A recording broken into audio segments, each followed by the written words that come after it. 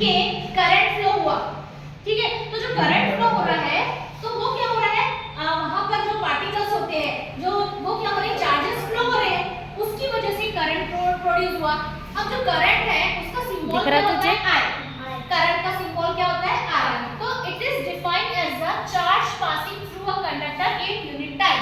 तो डेफिनेशन क्या होती है करंट की, कि चार्जेस जो पास हो रहे हैं और वो टाइम कितना ले रहे हैं, यूनिट टाइम मींस 1 सेकंड, हमने कंसीडर कर लिए 1 सेकंड। तो यूनिट टाइम में वो लोग चार्जेस फ्लो हो रहे हैं, that is called electric current. Electric current का फॉर्मूला होता है चार्ज अपॉन टाइम।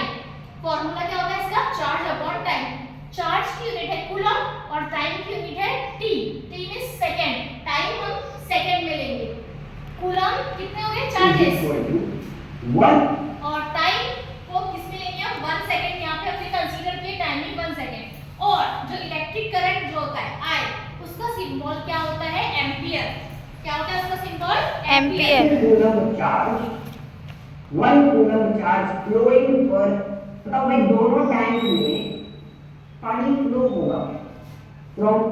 अब मैं एक एग्जांपल दे रही हूँ तुमको कि अगर दो टैंक्स है, ठीक है, तो उनका अगर लेवल सेम है तो उसमें क्या होगा, कोई चेंजेस नहीं होंगी।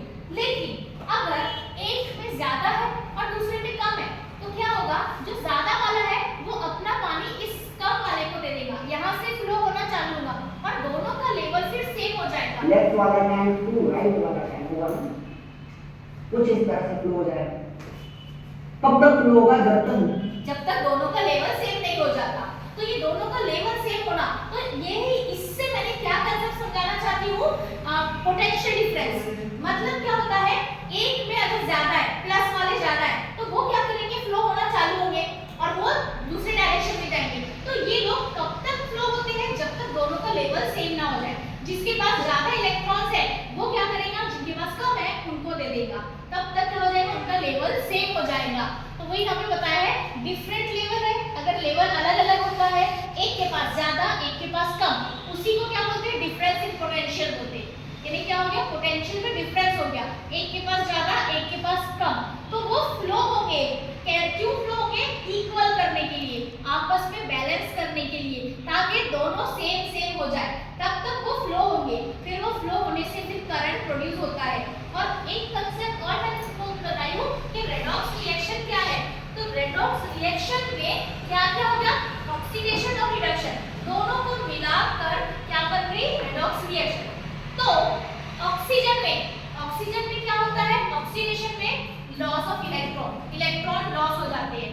मतलब इसके पास ज्यादा है तो इसने दे दिया इसको, तो इसने क्या कर दिया, गेन कर दिया, इसने इलेक्ट्रॉन गेन कर दिया।